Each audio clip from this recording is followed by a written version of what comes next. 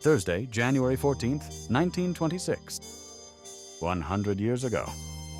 KLAN slips through loophole in law. Albany finds it has a charter as benevolent organization which is legal.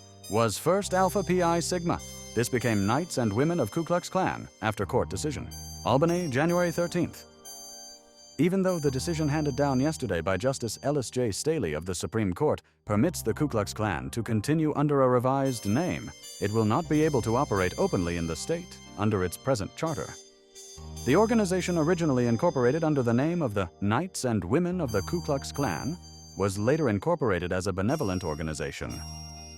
It now appears that there has been a flaw in the state's procedure for incorporation of the Klan. It has been contended that the Klan is a secret organization, but it has been permitted to exist under a charter granted for benevolent purposes, and it has not been dissolved by the courts.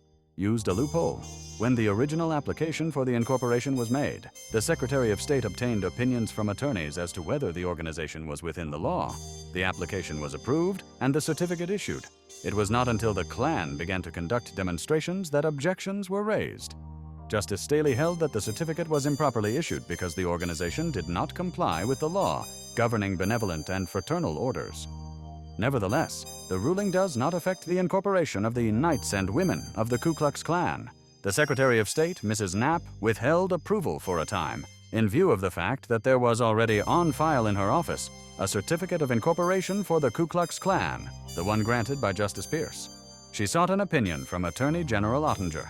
He held that, in view of the decision of Justice Staley, the original incorporation certificate did not comply with the terms of the law, that documents should be regraded as non-existent. Doubt was expressed in official circles that the incorporation of the Klan under the Benevolent and Fraternal Orders Law would provide it with a loophole, if such was the intention, through which to escape compliance with the statute. It was admitted, however, that the order of Justice Staley would not affect the incorporation of the Knights and Women of the Ku Klux Klan. No complaints against Klan. There are no complaints against the Ku Klux Klan on file in the offices of the district attorneys of the 5 counties of New York City, nor of Nassau and Suffolk counties on Long Island. So far as we know, the Klan has never had an organization in this city, said Assistant District Attorney Pecora. So far as we know, the Klan has never had an organization here. Names of incorporators. In the Certificate of Incorporation for Alpha Pi Sigma Society, the following directors were named: J. Archibald Watson, 954 East 15th Street, Brooklyn. Horace A. Demarest, 1925 7th Avenue, Manhattan. F. Reeves Ashfield, 102 Greenwich Avenue, Manhattan. The application was signed by L. Miller Clark as president and J. Archibald Watson as secretary.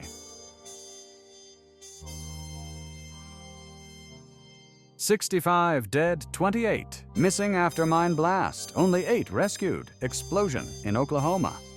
Buries workers beneath 160 feet of debris. All hope is abandoned. Frantic efforts of non-union miners, other of the pit. Fire adds to the horror. Wet, damp air hampers rescue work. Rescue crews are overcome by gas. Wilburton, Oklahoma, Thursday, January 13th. An explosion believed to have been caused by coal dust wrecked the mine of the Western Coal and Mining Company here this afternoon, killing at least 65 men and leaving 28 missing. Only 8 men were rescued alive. Rescue crews worked frantically, but hopes of saving additional men were abandoned when fire broke out in the mine. Wet and damp conditions, together with poisonous gases, made rescue work extremely difficult. The explosion destroyed the tipple and hoisting equipment. Temporary hoisting apparatus had to be erected before rescue work could proceed. One estimate was that 100 feet of debris would have to be dug through before trapped men could be reached. J.B. Hinold, chief of the United States Bureau of Mines rescue crew at McAllister, was in charge of the rescue work. Equipped with gas helmets, he and 2 helpers entered the shaft. Austin Parks, sheriff of Latimer County, where the mine is located, declared any survivors had less than 1 chance in 100 of being brought to the surface alive. Rescue work was hindered by the blocking of the main passageway into the mine. The first rescue crew was unable to squeeze through debris blown into the manway by the explosion.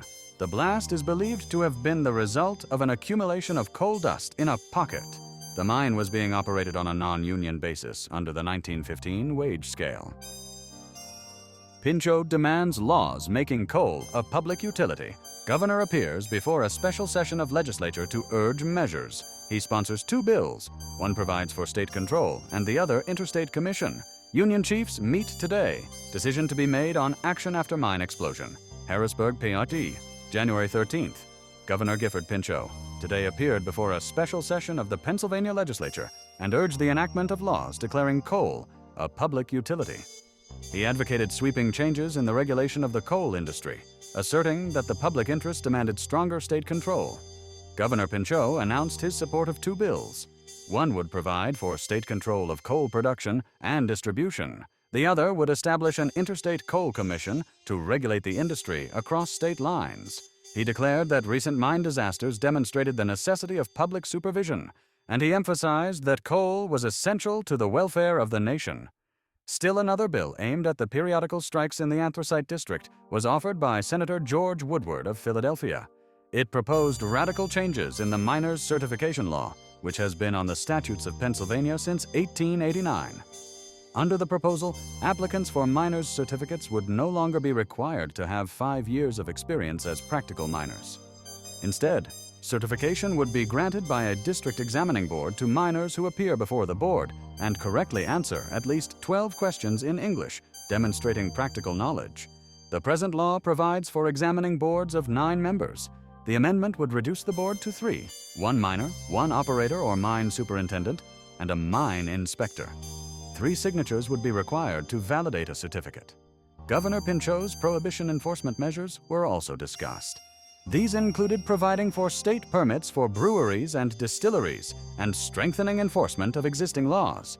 The governor's election reform bills were introduced by Senator John P. Harris of Pittsburgh and included measures relating to the appointment of overseers, the opening of ballot boxes upon petition, and constitutional amendments concerning voting machines. Thursday, January 14, 1926.